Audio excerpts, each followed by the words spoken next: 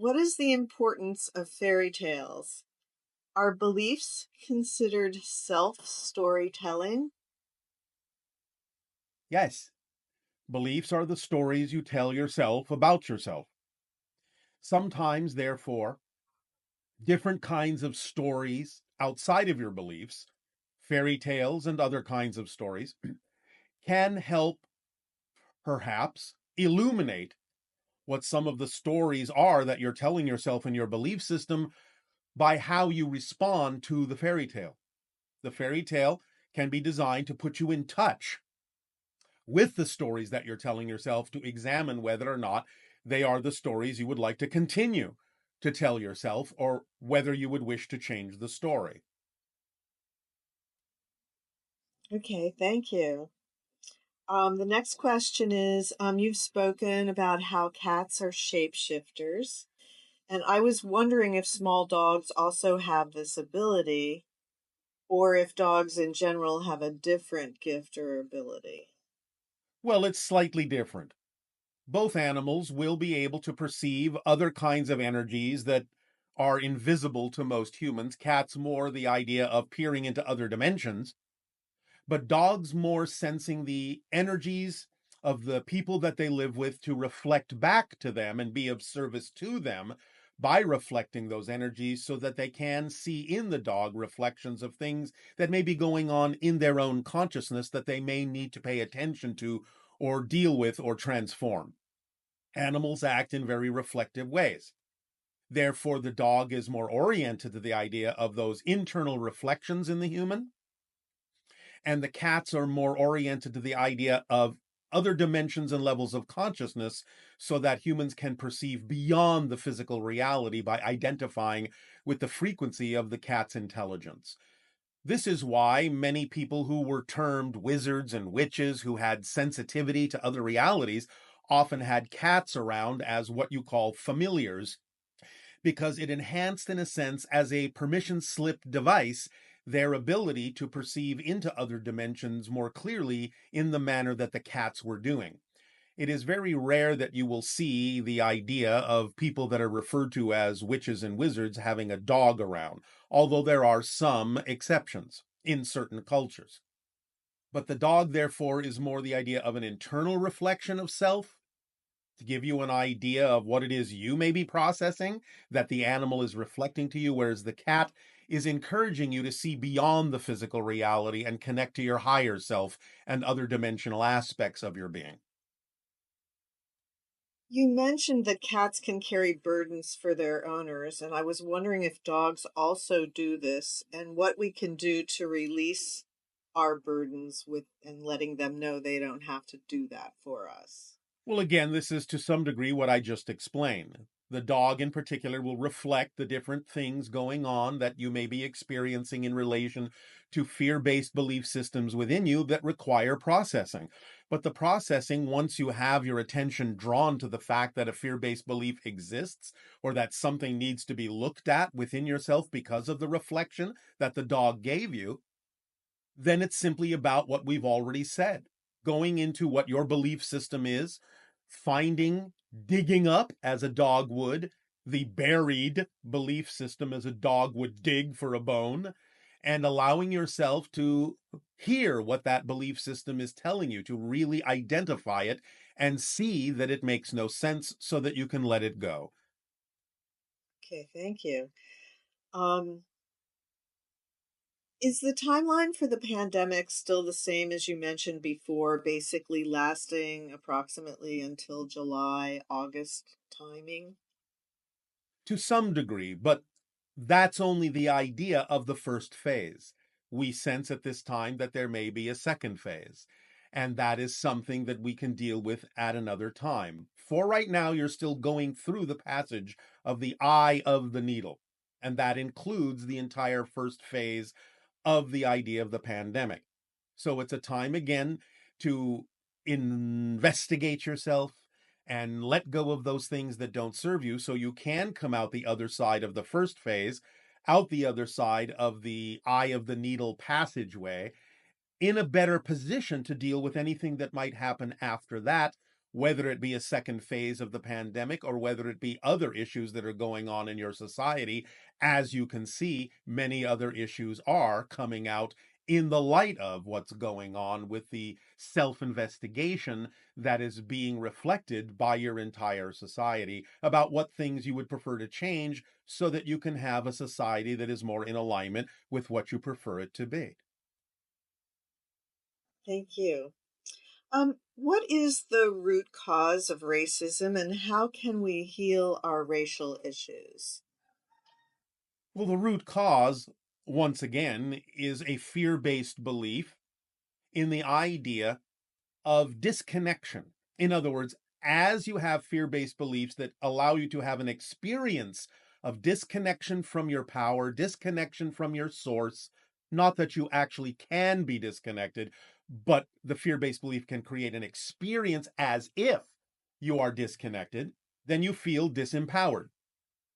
Feeling disempowered and disconnected doesn't allow you to understand the holistic perspective of how you are connected to everyone, how everyone is a reflection of you. And so, by being in that denial that you are connected to everyone and everything else, you then see and perceive from the fear based perspective that other things that you feel unconnected to are foreign to you, alien to you, dangerous to you. In other words, the fear based belief kicks you into survival mode so that when you perceive anything that you then perceive as different from yourself in a disconnected way, you will usually react with fear, with the idea that you need to protect yourself, with the idea that you might be harmed, and all the things that go along with the fear of being disconnected from your own self empowerment.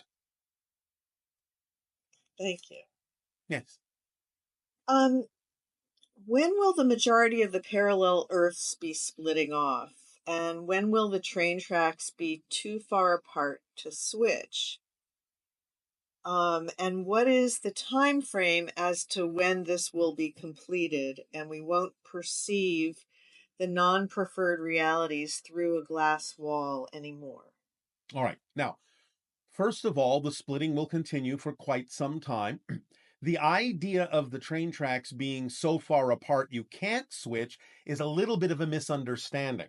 You can always switch if you realize you can. What we were simply saying is that if you allow yourself to be on a train that is really vibrationally incompatible with who you prefer to be, you may give yourself an experience of not knowing that you can switch anymore, which is different from the understanding that you can switch, but you have convinced yourself by eliminating that idea from your consciousness that switching is possible. So, being more precise, it's not that you can't switch anymore, it's that you don't know you can switch beyond a certain point. Overall, as we sense the progress of the splitting prism now and the diversification of the tracks, you're looking generally, not that certain things can't be experienced a little bit sooner by certain individuals or groups, but since you've asked the question in an overall sense for your entire society, you're kind of looking at a period of time that lasts until about the idea of 2050. Beyond that point, it is going to be far less likely that you will experience anything that has to do with a reality that is vibrationally incompatible with the one that you prefer to experience. So it's going to be based on individual timelines, small group timelines, larger collective timelines as to how individuals or small groups or larger collectives will allow themselves to have that experience. It's not that everything will happen at once for everyone, but there will be different rates of progression and different experiences as it builds up to a collective experience. Great. Yes. Um, I prefer a reality without toxic 5G, mandatory vaccinations, chipping, etc. Yes. Do I manifest that reality by making my voice heard, by going to protests, writing politicians, the media, etc., or and focusing on living on a healthy and peaceful planet where these things do not exist? Well, Nania, as you have sensed, the answer is actually this and that. It's both. The idea being that you stay in a positive state in order to navigate yourself more accurately to the reality you prefer. But remember, action is the language of physical reality. So you actually have to take actions that are also positive in nature, done in a positive way, that are representative of the kind of things that you, as a person in a new reality, would be compelled to do, to speak your voice, to make yourself known as best as you can. The actions are crucial because then you're actually behaving as if you're in the new reality in a way. I know that sometimes that can seem contradictory because you might say in your mind, well, the new reality wouldn't have any reason for me to take actions on those things because those things wouldn't exist in that reality. And that's true. But until you're actually fully in that reality, you have to demonstrate, no pun intended, the idea of that vibration to act as an example for others as to what that energy looks like in the reality you're in right now.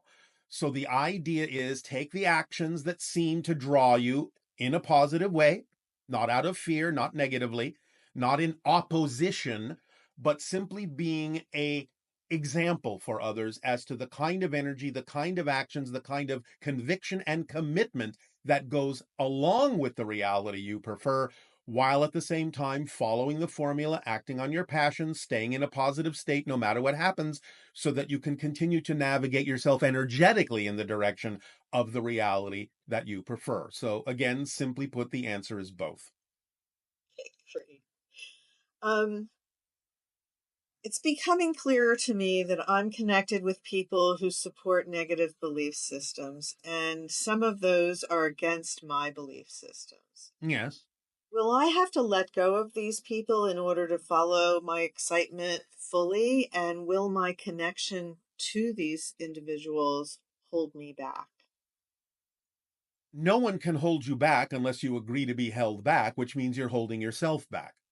So, yes, it might be necessary for you to create what appear to be detachments from people who are not vibrationally compatible with you. It's not always necessary, but the point is if you're asking the question, it's probably what you would rather do. What you would prefer to do is simply not interact with people who don't vibrationally align and harmonize with what you prefer in your life. So, generally speaking, yes, because otherwise you're agreeing to remain in a vibration sometimes, not in all cases, but sometimes, where you then perpetuate the belief within yourself that they can affect you, when the truth is you're simply choosing to affect yourself by staying in those relationships.